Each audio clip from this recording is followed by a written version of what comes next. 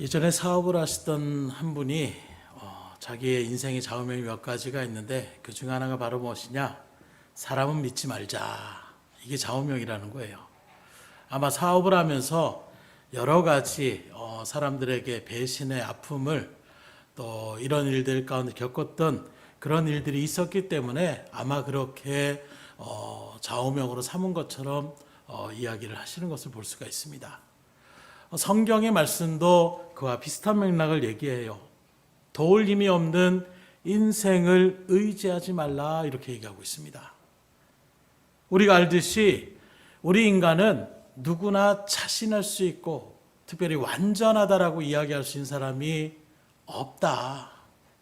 세상으로 바라볼 때도 그렇지만 특별히 성경의 말씀을 비추어 보더라도 완벽한 인간은 없음을 우리에게 단언코 하나님은 선언하고 있는 것입니다. 그렇기 때문에 우리가 완전하게 믿을 사람은 없다. 어떠세요? 오늘 옆 사람 한번 바라보세요. 믿을 만한 사람처럼 보이세요? 믿고 싶으실 거예요. 그죠? 그래도 성도님인데, 집사님인데, 장로님인데, 목사님인데, 그런데 우리 인간은 다 연약해서 실수할 때가 다 있더라는 거예요. 그래서 늘 여러분들에게 몇 번 강조한 것처럼 사람은 믿음의 대상이 아니라 사랑의 대상인 거예요. 상대방을 사랑으로 품어줘야 될 대상이지 그 사람은 절대 변하지 않을 것이다 라고 우리가 단언하며 나갔다가는 세상 말로 얘기하면 큰 코 다칠 일이 우리 가운데 있을 수가 있다라는 거예요. 그래서 목사님들 가운데서도 그렇게 시키면 사기를 당해서 교회를 갔다가 중축하거나 또 교회를 이전하다가 하려고 하다가 오히려 사기를 당해가지고 완전하게 교회가 무너지게 되는 이런 일들의 얘기도 심심치 않게 들려와요. 그런 목사님들일수록 저를 이제 좀 후배로 또 바라보면 뭐라고 합니까? 맨 처음부터 하는 말이 사람 믿으면 안 돼. 이 얘기부터 꼭 하시는 거예요. 믿을 만한 사람인 줄 알았는데 철석같이 믿었는데 그런 사람들을 통해서 오히려 큰 어떤 좌절감과 실망을 느낄 때에 물론 하나님께도 엄청나게 원망 아닌 원망을 할 수밖에 없었을 거예요. 하나님 제 일이 아니라 목회 사역을 하려고 하는데 왜 이런 일이 저에게 다닙니까? 아마 이런 마음들이 그러니까 목회관 자체도 막 흔들릴 수밖에 없는 이런 아픔들을 사람들 때문에 느끼는 상처들이 너무나도 많다라는 것입니다.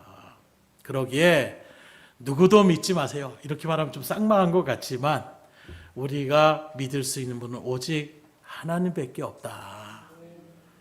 그런 마음을 가지고 누구든 다 의심의 눈초를 보라는 것이 아니라 그 사람이 내가 기대했던 일들을 하지 못했을 때 그때 좌절하지 마시라는 거예요. 아, 그래 사람을 믿으면 안 되는 것인데 하고 우리가 넉넉함으로 오히려 그 영혼을 놓고 기도할 수 있어야 되는 이런 마음의 자리를 가지라는 것이지 옆 사람을 늘 의심하면서 목사님 뭔가 이런 식으로 바라보라는 것이 아니라 그런 마음으로 우리가 정말로 사람은 실수할 수 있는 존재라는 것을 우리가 인정하며 넉넉함으로 그렇게 바라볼 때에 우리가 긍휼히 여길 수 있는 거예요.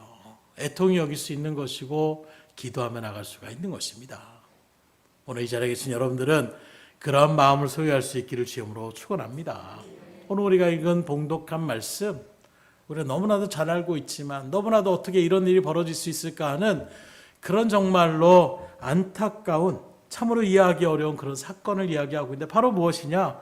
12명 중에 특별히 선택받은 예수의 제자 중에 그리고 그 중에서도 3명의 제자 한 명 베드로, 요한, 야고보 그리고 그중 가운데서도 항상 예수님 곁에서 그렇게 열심을 했던 사람이라 하면 수제자, 흔히 수제자라고 일컬어지는 베드로가 예수님을 3번이나 모른다고 부인하는 저주까지 하면서 부인하는 그 사건을 지금 기록하고 있는 말씀인 것입니다.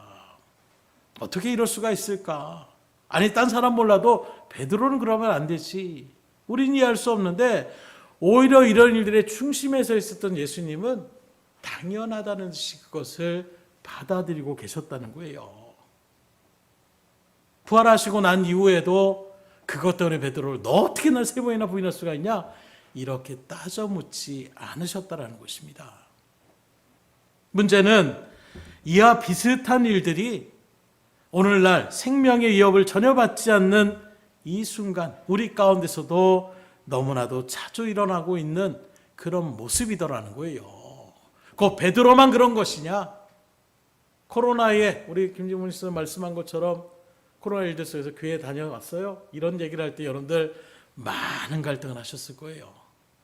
다녀왔다라고 하면 또 뭐라고 이야기할지도 모르고 회사 쉬라고 얘기하고 뭐 이런저런 일들 속에서 정말로 그런 부분들의 고민들을 참 많이 듣게 됩니다. 그때 여러분들은 어떻게 하셨습니까? 담대하게 예배 드렸습니다. 전 예배는 생명과도 같습니다. 이렇게 고백하셨습니까? 아니면 얼버무리듯이 베드로처럼 또는 아니요 안 갔습니다. 이렇게 우리가 이야기하며 나가질 않았습니까? 물론 그런 일들 속에서 교회를 나가고 안 나가고 뭐 이런 부분에 대한 어떤 거짓말이 거짓말이라고 표현하기도 또 그런 일들 속에서 어떤 유익이 되지 않기 때문에 이야기할 수도 있지만 직접적으로 난 예수님 보고 모른다고 얘기한 건 아닙니다 라고 우리가 아무리 변명하고 자의한다고 할지언정 주님이 바라볼 때는 비슷한 맥락임을 우리가 인정할 수 있으셔야 된다는 거예요. 과연 그런 일들 속에 있을 때에 아예 교회 나가면 죽여버리겠다. 교회 나가는 사람들은 다 추방하겠다. 이런 어떤 나라적인 국가적인 선포가 일어난다라면 그때는 여러분들이 난 정말로 그때는 정말 생명을 걸고 주님 앞에 믿음으로 난 믿음의 사람이라고 분명하게 나는 부인하지 않겠습니다. 과연 우리가 얘기할 수가 있겠습니까? 쉽지 않아요. 평소에도 우리가 그런 일들의 모습 가운데 서지 않으면 뭔가 정말로 극단적인 일들 가운데 섰을 때에 큰 변화가 일어날 수도 있지만 대부분 평소에도 그렇게 대충대충 했던 그런 마음의 자세로 한다라면 그런 극단적인 일이 나타나면 100% 부인할 수밖에 없는 거예요. 그래서 오늘 이 말씀 성경을 바라보게 되면 마태, 마가, 누가, 요한복음, 사복음 속에 동일하게 다 기록되어져 있어요. 그만큼 중요한 사건으로 성경을 우리에게 다루고 있다는 것입니다. 왜 이렇게 부끄러운 사건을 성경은 사복음서에 다 그렇게 들춰내고 기록하고 있는가? 가요는 이런 말씀을 접하고 있는 오늘 믿음의 길을 걸어가는 저 여러분들에게 하나님의 이 말씀들을 통해서 뭘 우리에게 깨닫게 하시고 알려주시고자 하는가? 오늘 말씀을 여러분들이 들을 때에 마음을 활짝 여시고 정말로 나는 베드로와 차이가 없는가? 나는 베드로보다 더 나은 믿음 가운데 있는가? 아니 오히려 베드로보다도 더 못한 자리 가운데 있는가?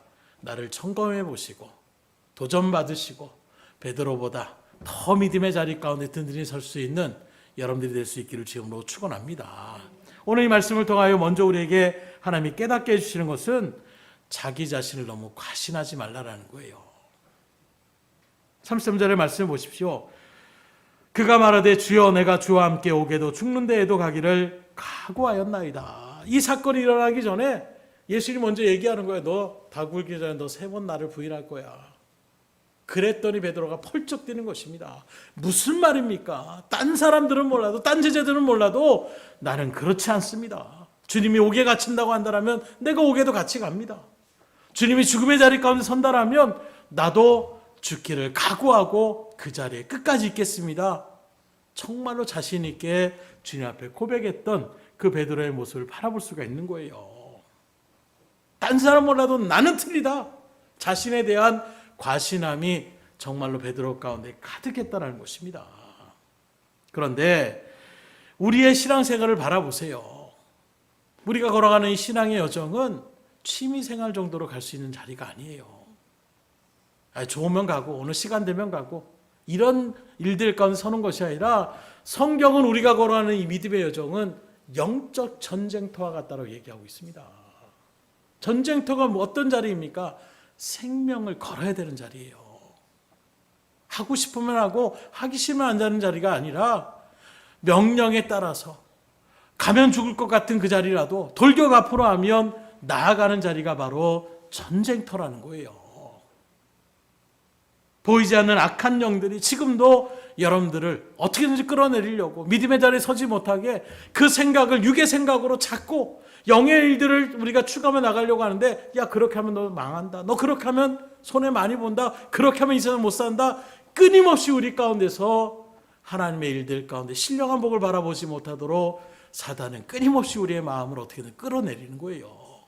은혜 받으려고 하는데 갑자기 자녀의 어떤 돌출적인 행동 때문에 마음이 박상해 보세요. 말씀 자체가 들려지지가 않더라고요. 저도 몇 번 경험했어요.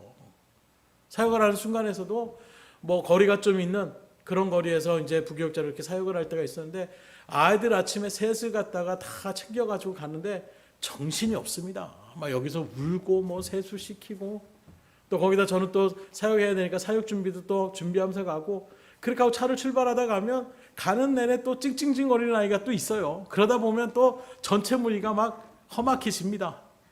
그런 마음으로 이제 막 하다가 이제 교회가 보이니까 이제 마음 다스려야지 확 다스려질까요?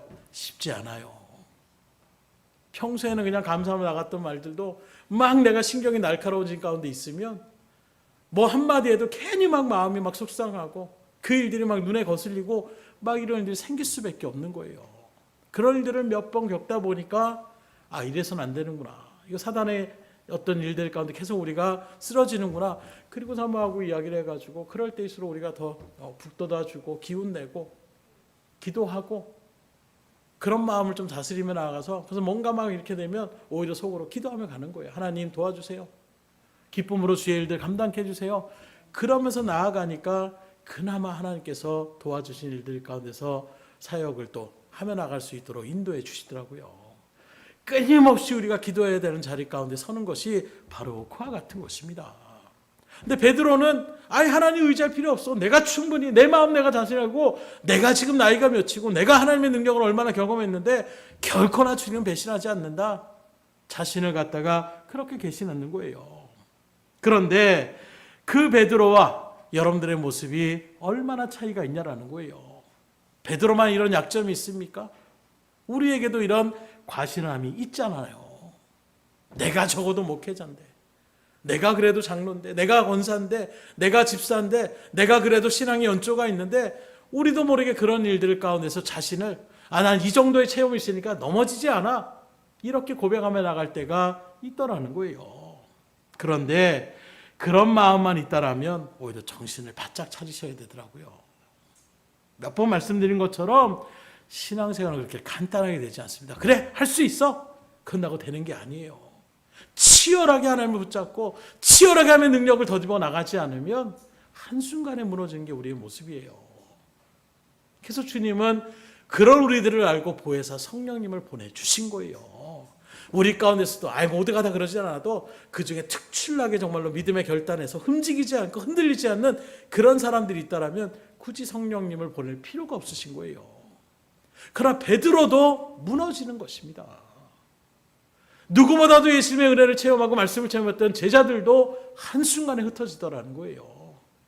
그런 우리의 연약함을 아셔서 보혜사 성령을 보내주셨으니 그 하나님을 의지하며 나갈 수 있기를 주님으로 축원합니다. 그래서 이 사단이 우리에게 주는 가장 공포스러운 무기가 바로 무엇이냐? 죽음이에요. 너 그러다 죽는다. 이 죽음에 대한 공포는 죄로 인한 우리 가운데 일어나진 이 죽음에 대한 이 공포는 쉽게 벗어날 수가 없습니다. 오늘 우리에게도 갑자기 그런 죽음의 공포, 코로나도 뭐 이러니 저러니 얘기하더라도 결국에는 뭡니까? 걸려서 나도 죽으면 어떻게 할까라는 그 분위기가, 그 공포가 사람들을 갖다가 어떻게 이뤄가는지 그 2년이 조금 넘는 기간 가운데 우리가 다 겪어봤잖아요. 혹시나 아닐 거야 하는데도 어느 순간에 그러다 혹시나 하는 마음이 들어가는 순간 어떻게 됩니까? 함부로 행동하지 못하는 것이 우리의 모습이더라는 거예요. 지금도 사단은 이 죽음의 권세를 앞세워서 우리를 넘어뜨리고 끌어내려고 하고 있는 것입니다. 그리고 시적인 이 일들 가운데에 펑펑 낮아빠지는 거예요. 제자들을 비롯해서 베드로도 마찬가지입니다. 생사에 대한 문제가 걸려지게 되면 함부로 우리는 나아가기가 쉽지 않은 거예요. 왜 지금 베드로가 엉겹결에 꼬마 여자애가 와서 당신 보니까 예수님과 같이 있던 사람인데요? 나 아니야 무슨 소리야? 왜 자기도 모르게 그렇게 부인하며 나갔습니까?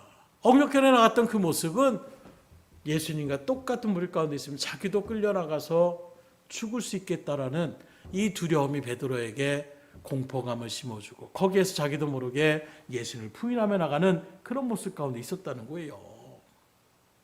그렇게 주님을 위해서 내가 오게도 갇히는 한이 있어도 죽음의 자리일지라도 내가 떠나지 않겠다는 그 베드로가 겟세마네 그 동산에서 멀찍이 도망쳐서 예수님이 끌려가는 모습을 그렇게 떨어져서 가고 있는 모습, 그 마음 가운데에 잘못하다면 죽을 수 있겠다는 그 두려움 가운데서 어쩔 수가 없었다는 거예요. 바로 이 죽음의 공포가 오늘 우리에게는 없느냐? 우리에게도 동일하게 있습니다. 누구나 죽음에 대한 두려움이 있고 누구나 다 죽는다라는 그 사실 앞에서 우린 조심하지 않을 사람이 없는 거예요. 죽음 앞에서 두려움 없는 사람이 누가 있겠습니다. 나 오늘 죽어도 괜찮습니다. 정말 여러분들에게 칼이 들어왔다고 생각해 보세요. 예전에 친구 하나 막 친한 친구가 있었는데 막 이 친구가 좀 험악하게 노는 친구가 있었어요. 근데 집에 같이 놀러 갔는데 갑자기 그 친구가 부엌칼을 갖다가 목에다 딱 대는 거예요. 순간적으로 평소에 막 힘 자랑하고 막 저도 뭐 힘으로 웬만하면 지지 않는다고 하니까 막 이렇게 막 했는데 칼이 딱 서늘한 모습이 여기 딱 되니까 이게 설마 하는 마음은 있지만 괜히 이렇게 움직이다가 긁히면 피날 수 있으니까 가만히 있게 되더라고요. 죽음에 대한 어떤 그런 상처에 대한 아픔, 두려움은 인간에게 다 있는 것입니다. 그런데 이런 베드로를 바라보세요. 사도행전 4장에 바라보게 되면 이렇게 죽음을 두려웠던 베드로의 모습은 온데간데 없습니다. 죽으면 죽겠다라는 거예요. 너 한 번만 더 예수님에 대해서 증거하면 가만두지 않겠다. 베드로가 뭐라고 합니까? 내가 사람의 말을 두려워하랴 하나님을 두려워하랴. 나는 하나님의 말씀대로 나아가겠다. 죽일 테면 죽여보라는 거예요. 이 담대함으로 복음을 위하여 죽음도 두려워하지 않는 이런 자리 가운데 베드로가 설 수 있던 이유는 무엇입니까? 딱 하나입니다. 성령의 충만함의 임재의 역사를 그가 체험했기 때문에 달라진 거예요. 부활하신 주님을 통하여 죽음이 끝이 아니구나. 다시금 부활할 수 있는 것이구나. 우리에겐 이 육신의 삶이 전부가 아니라 영원한 하나님의 나라가 있구나. 이걸 베드로가 깨닫게 되니까 그 다음에 육신의 죽음의 자리 가운데서 물러서지 않는 것입니다. 이러한 담대함의 믿음에 대한 소망이 여러분들에게 있기를 주임으로 축원합니다. 천국의 소망이 있을 때에 우린 육신의 죽음에 이 죽음의 권세를 디미하는 사단 마귀에게 우리는 담대하게 이겨나갈 수가 있는 거예요. 우리 역사한테 선포하겠습니다. 육신의 죽음이 끝이 아닙니다. 우리에겐 영원한 하늘나라의 소망이 있어야 돼요. 그래서 우리의 신앙 가운데 천국의 소망이 없다라면 여전히 정말로 낮은 물가에서만 놀 수밖에 없는 거예요. 깊은 데 가면은 덜컥 겁이 나는 것입니다. 낮은 데서는 충분히 막 수영을 할 것처럼 보이는데 정작 물이 시커멓게, 제가 그걸 느꼈던 게 필리핀에 갔을 때 그런 바닷가에 가가지고 스노클링을 한다라고 하는데 물이 시커먼 거예요. 깊이가 한 4, 5m가 되는 것입니다. 그랬더니 평소에 우리 원로 목사님도 수영 엄청 잘하는데 팍 들어가지 못하시더라고요. 잘못하다간 큰일 날 수 있겠다는 생각이 드는 거예요. 2m 정도만 된다라면 충분히 이 정도야. 그런데 깊이가 아주 시커하니까 수영을 하시는 분들도 잘못하다가 큰일 날 수 있겠다는 생각이 드니까 함부로 못 들어가더라고요. 마찬가지예요. 우리가 성령의 은혜에 충만함에 취하게 되면 그 다음에는 문제가 되지 않아요.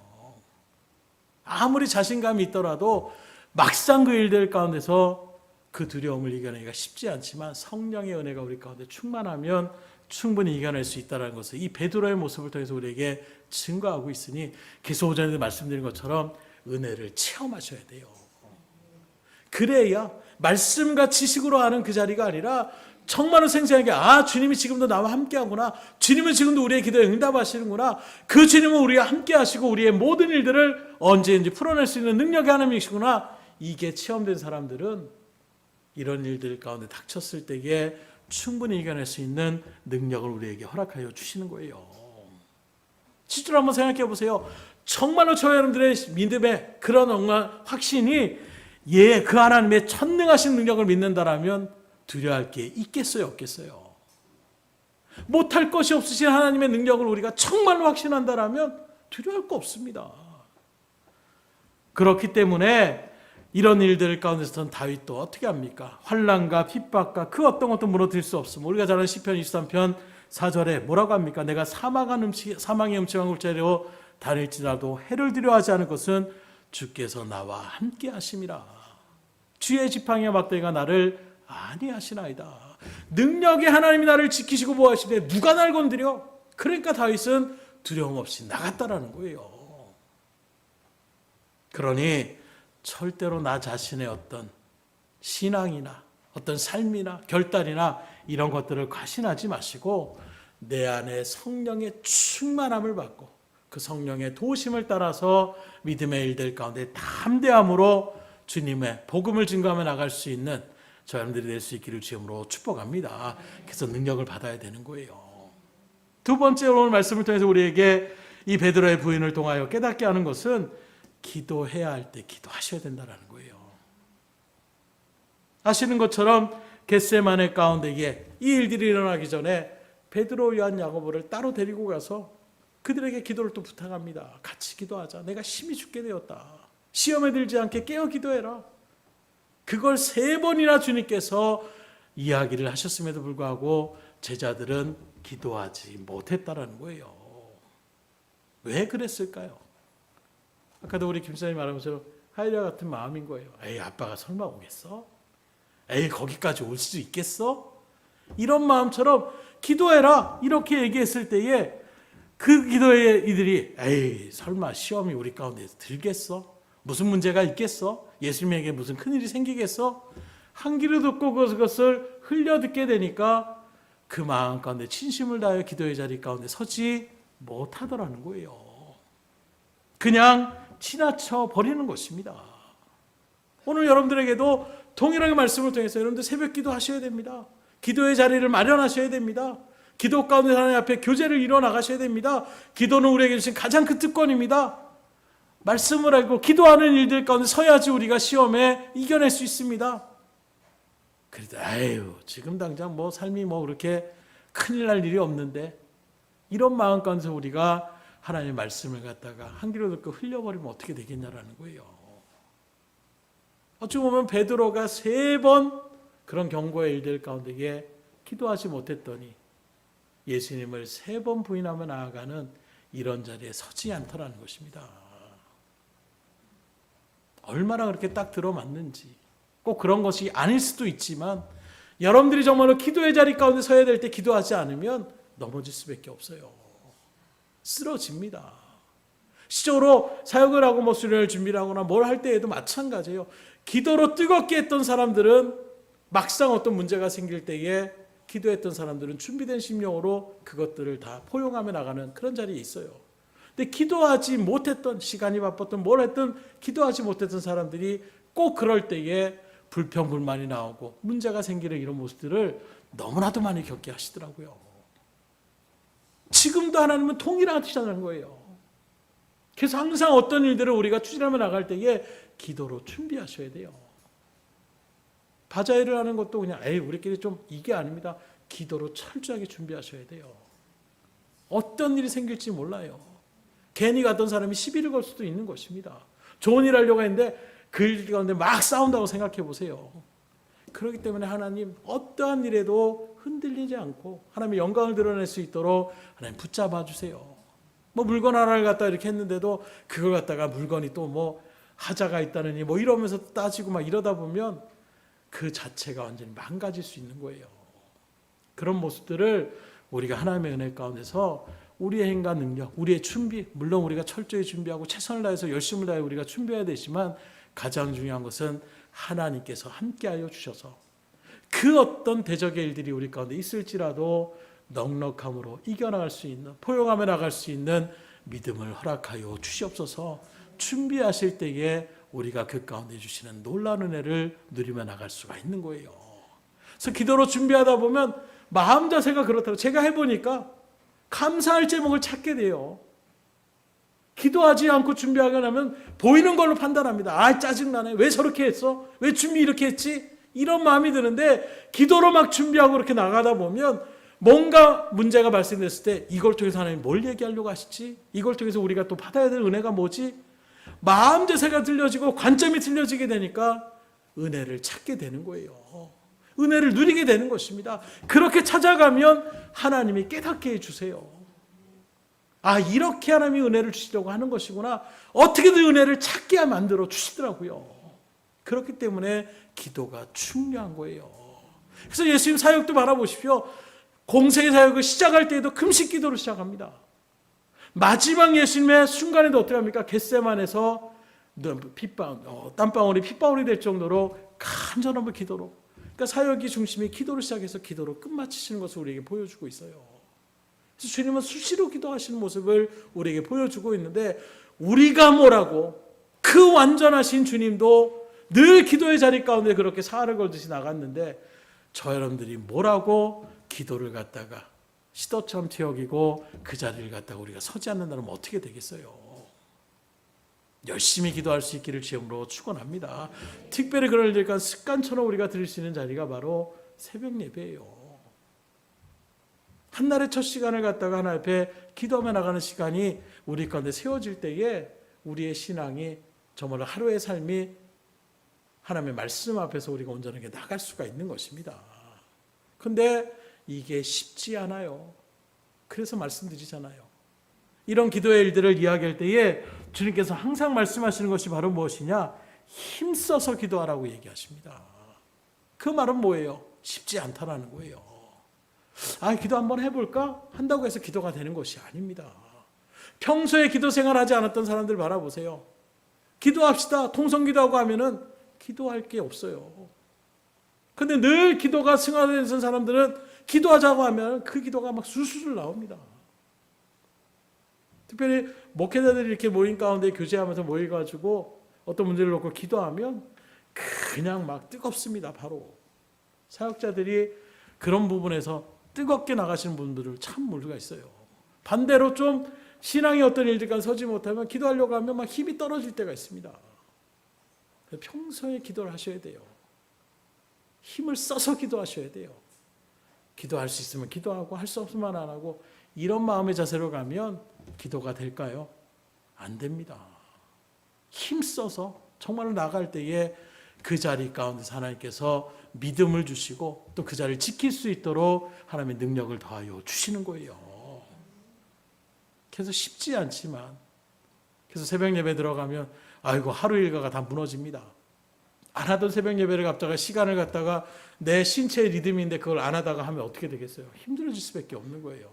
근데 그 부분도 그러면 아, 새벽 예배는 안 되는 것이구나, 기도 못하는 거구나, 이게 아니에요. 체질을 바꿀 수 있어요.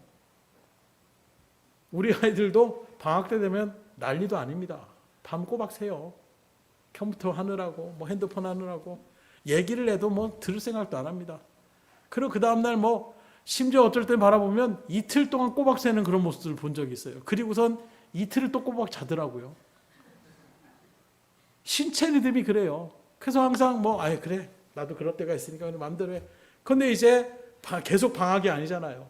이제 학교를 다시 다녀야 되는데 그건 규칙적인 생활 가운데 있는데 갑자기 그게 되겠냐라는 거예요.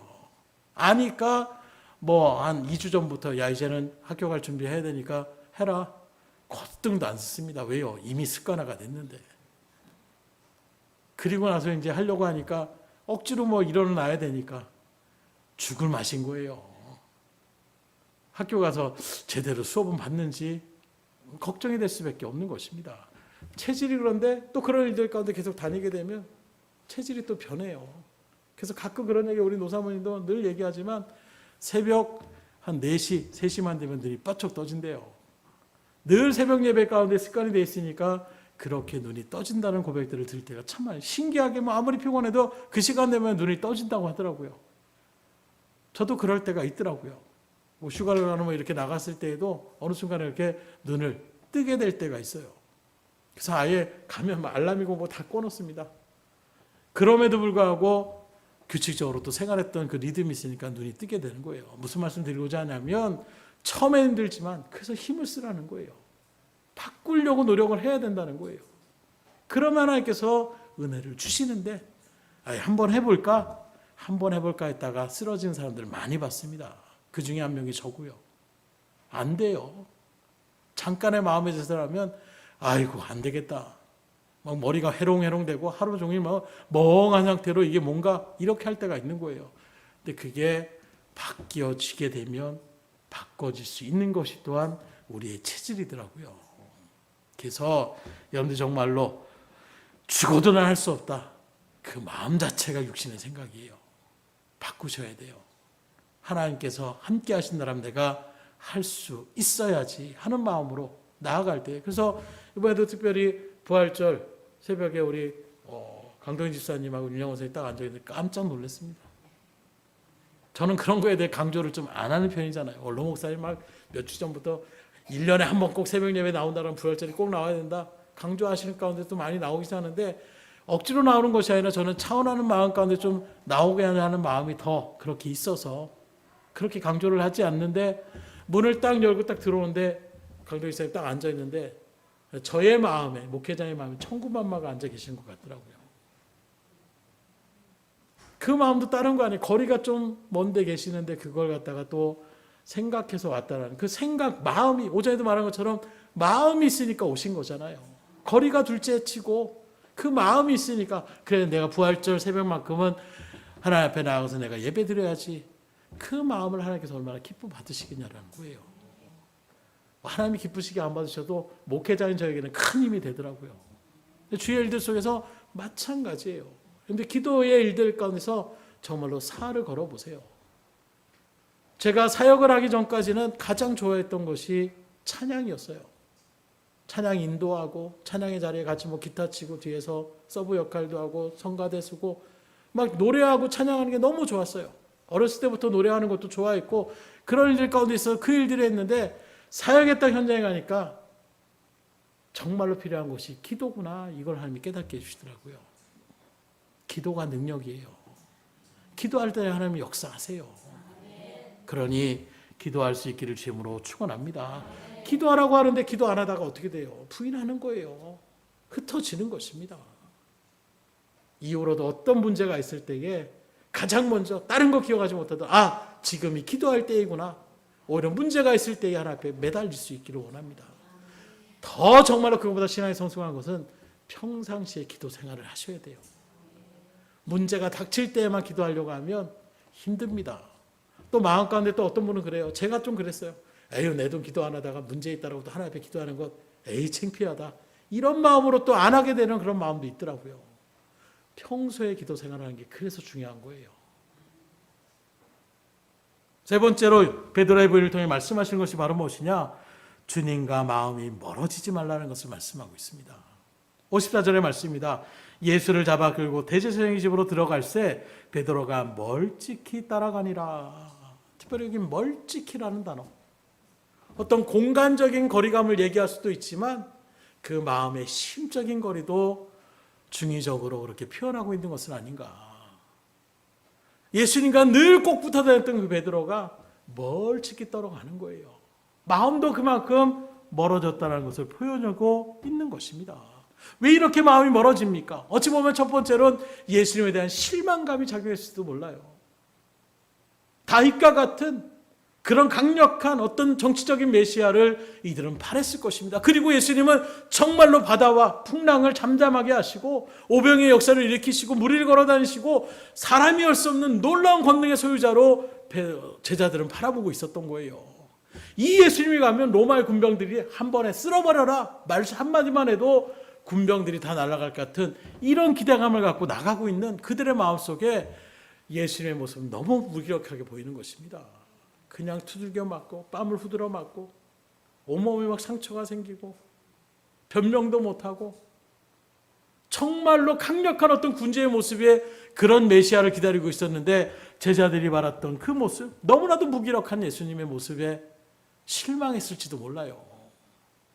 또 한편으로는 겟세마네 동산에서 그렇게 기도하라고 했는데 졸고 있다가 기도도 못하고 그리고 갑자기 달포로 가니까 나 살려라 하면서 도망갔던 스스로였던 모습에 대한 자책감의 그런 마음으로 멀찍이 따라갈 수밖에 없는 부끄러움의 모습, 여러 가지 이런 복합적인 마음 가운데서 멀찍이 갈 수밖에 없는 그 모습들을 우리가 목도할 수가 있는 거예요.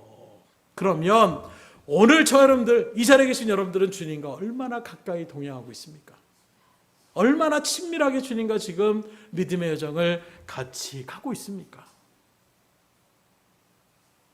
우리 주님은 말씀 가운데 비춰볼 때에 우리와 항상 함께 있기를 바라고 원하시다고 말씀하고 있어요.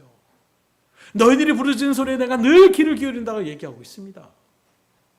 그래서 주님도 제자들 또 우리들을 향해 뭐라고 합니까? 내가 세상 끝날까지 너희와 항상 함께 있겠다.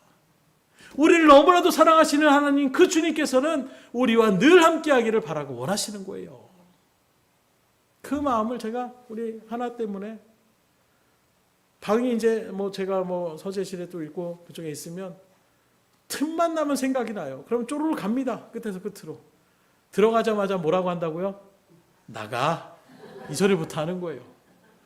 아빠는 보고 싶어가지고 얘기를 하면은 귀찮다는 거예요.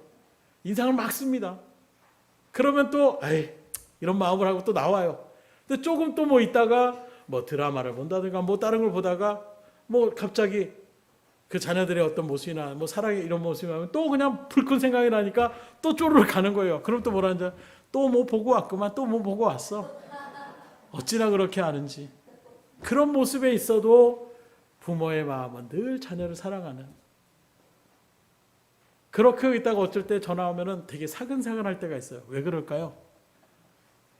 뭔가 필요한 게 있으니까. 내가 지금 친구들하고 놀아야 되는데 돈이 없네? 이러면서 갑자기 평소에 안 하던 코맹맹이 소리를 갖다 내는데 거기에 또 알면서 부모는 또 어떻게 하느냐? 얼마 정도면 되는데 그러면서 또 그걸 보내게 되는 것이 부모의 마음. 하나님이 우리를 향한 마음이 그렇다는 거예요. 하나님이 같이 좀 하자. 지금 바빠요 하나님. 나 지금 좀 딴 거 해야 되니까 하나님하고는 제가 지루해요. 이런저런 마음으로 주님을 뿌리치려 나가는 우리의 마음에 하나님은 또 우리에게 손을 내미시는 거예요. 이제나 저제나 오나 하는 마음으로 기다려주시는 그 주님. 그 주님과 멀리 떨어지지 않기를 주님으로 축원합니다. 가까이 하실 수 있어야 돼요. 베드로가 누굽니까? 3년 동안 누구보다도 예수님 가장 측근에서 동행했던 사람이 바로 베드로였어요. 물 위를 걷는 그런 놀라운 역사를 경험했던 사람도 베드로였습니다. 그런데 그가 어쩌다가 예수님을 부인하는 그런 자리에 섰습니까? 자기 입으로 심지어 감옥에 갈지언정 죽음의 자리일지언정 나는 주님과 늘 항상 함께 따라했던 그 베드로가 왜 이렇게 됐습니까? 마음이 멀어지니까 그렇게 되는 거예요. 주님을 뜨겁게 사랑했던 마음이 아니라 이제는 초라하고 자기 한 몸 제대로 책임질 수 없는 그런 예수님의 나약한 모습을 바라보니까 그 예수님을 바라보는 베드로의 마음이 먼저 돌아설 수밖에 없는 거예요. 여러분들의 마음은 지금 어떻습니까? 주님과 동행하기를 간절히 사모하십니까? 또 주님의 믿음의 길을 걸어가면서 늘 기쁨과 감사가 넘칩니까? 아니면 아이고 힘들어. 왜 또 이렇게 하나님 앞에 원망과 불평이 먼저 나오고 계십니까? 주님 앞에 가까이 하며 나갈 수 있기를 주님으로 축원합니다. 오히려 우리가 풍족한 삶을 살아가니까 지금 주님은 필요 없어요. 하나님 지금 기도할 때가 아닙니다. 주님과 함께 하자고 하는데 내 시간 지금 방해하지 마십시오. 이렇게 우리가 나가고 있지 않냐라는 거예요. 만약 그렇다면 그 마음을 돌이킬 수 있기를 주님으로 축원합니다. 2000년 전 그 주님은 우리의 죄를 담당하시기 위해서 우리를 구원하시게 하여 그 비참한 십자가, 그 죽음의 십자가를 아무런 저항 없이 치셨던 그 예수님의 발걸음을 우리가 분명하게 안다라면, 그 은혜와 사랑과 긍휼을 안다라면 당신을 부인하며 나갔던 베드로를 바라봤을 때의 주님의 마음이 어떻겠어요? 세 번 올 때에 주님과 눈이 마주치는 베드로를 일부러 쳐다보시는 그 주님의 모습, 너 그럴 줄 알았다 이런 모습이었겠습니까?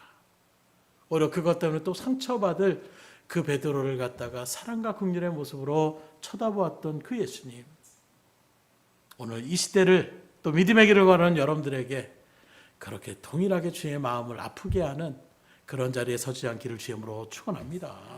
성령 받기 전에 베드로는 예수님을 부인했어요. 그러나 오늘 믿음의 길을 걸어가는 저희들에게는 이미 성령의 은혜로 이 자리에 나오게 됨을 믿으시기를 주님으로 축원합니다. 여러분들이 이 자리에 앉아 있는 것은 성령의 은혜예요. 이미 여러분들은 성령의 사람이라는 말이에요. 그렇기 때문에 우리는 주님을 부인할 수 없습니다. 그런데 아닌데요, 목사님. 저 부인할 때가 있는데요. 왜 그렇습니까? 성령이 충만하지 못하면 베드로와 같은 모습이 우리 가운데에 나올 수가 있다는 거예요. 그렇기 때문에 예수의 십자가의 공로를 감사하며 찬양하는 것이 그만큼 중요한 것입니다. 그러나 그거보다 더 중요한 것이 바로 무엇이냐? 예수님을 부인하지 않게 살아갈 수 있도록 간절한 마음으로 늘 주님 앞에 기도의 자리 가운데 설 수 있어야 되는 거예요. 우리 하나님은 언제 어디서나 예수님을 믿는 사람이라고, 주님을 나는 사랑하는 사람이라고 고백하는 사람을 나도 사랑한다라고 고백하고 있어요. 나를 부인하는 사람을 나도 그를 부인한다라고 주님께서는 분명하게 말씀하고 있습니다. 그러니 말하는 만큼 행동함으로 주의 일들을 이루어 나가셔서 하나님 앞에 기쁨을 주고 하나님과 동행하며 나갈 수 있는 저희들이 될 수 있기를 주님으로 축원합니다. 말씀을 드립니다. 어쩌면 오늘 본문에 나타나는 초라하고 정말로 불쌍하다라고 얘기할 수 있는 그 베드로나 오늘 이 시대의 믿음의 길을 걸어가는 여러분들의 모습이나 그렇게 큰 차이가 있을까? 아니, 여러분들이 아니라 저 스스로를 바라보더라도 과연 나는 그 시점 가운데에 베드로와 달리 담대하게 그렇게 주님을 부인하지 않으며 나아갈 수가 있을까? 한편으로는 그래, 나 할 수 있어, 과신함의 마음이 있을 수도 있습니다. 그러나 그런 일들 가운데 선다라면 똑같이 부인할 수밖에 없는 거예요. 기도해야 된다고 하는데 기도 안 하며 나가는 우리들의 모습이 있지 않습니까? 주님과 너무 멀찍이 떨어져 내 생각을 앞서며 나갔던 우리의 발걸음은 또 있지 않냐라는 거예요. 그러기에 오늘 이 시간 이 말씀을 통해 깨달으셨다라면 늘 기도한 가운데에 성령의 능력을 힘입어서 성령의 충만한 가운데에 말씀에 순종함으로 또 말씀을 그대로 일들 가운데 이루어지는 그 믿음의 일들 가운데 서서 우리에게 맡겨진 복음 전가의 사명을 온전히 감당해 나갈 수 있기를 주님으로 축원합니다. 그래서 대제사장의 집마당에 그 베드로가 오늘 이 시대에 저 여러분들이 결코 되지 않는 믿음의 역사가 일어나기를 주님으로 축복합니다. 기도하겠습니다. 하나님 감사합니다. 오늘도 주님의 복된 날, 하나님의 존전을 떠나지 않고 말씀 앞에 귀를 기울이며 또 주의 말씀의 음성을 듣고자 원했던 그 심령들 가운데에 오늘 특별히 예수님을 3번 부인했던 베드로의 그 모습을 우리가 같이 상고하며 이 말씀들을 통하여 우리가 깨닫고자 하는 하나님의 뜻이 무엇인지를 나눴습니다. 기도해야 될 때에 기도할 수 있도록 인도하여 주시고 성령을 의지하지 않고 나 자신을 과신하지 않도록 주님께서 붙잡아 주시며 그 어떤 자리에서도 주님을 멀찍이 따라가지 않고 늘 친밀한 가운데에 주님과 교제하며 나갈 수 있는 말씀의 자리, 묵상의 자리, 기도의 자리, 복음 전도의 자리, 하나님과 늘 동행하며 나갈 수 있는 우리의 삶이 될 수 있도록 인도하여 주시옵소서. 그러므로 이 힘든 세상, 이 죄악 가운데 세상에서 오히려 우리의 그 믿음이 빛과 같이 환한 빛을 발하게 하여 주셔서 우리 주변에 힘들어하고 지쳐하고 또 세상의 소망이 끊어진 그 영혼들에게 하늘의 소망을 담대하게 증거하며 구원의 자리 가운데 이끌어가기에 부정함이 없는 우리의 발걸음이 될 수 있도록 인도하여 주시옵소서. 모든 것을 주님 앞에 의탁드리오며 예수 그리스도 받들어 간절히 기도드렸사옵나이다. 아멘.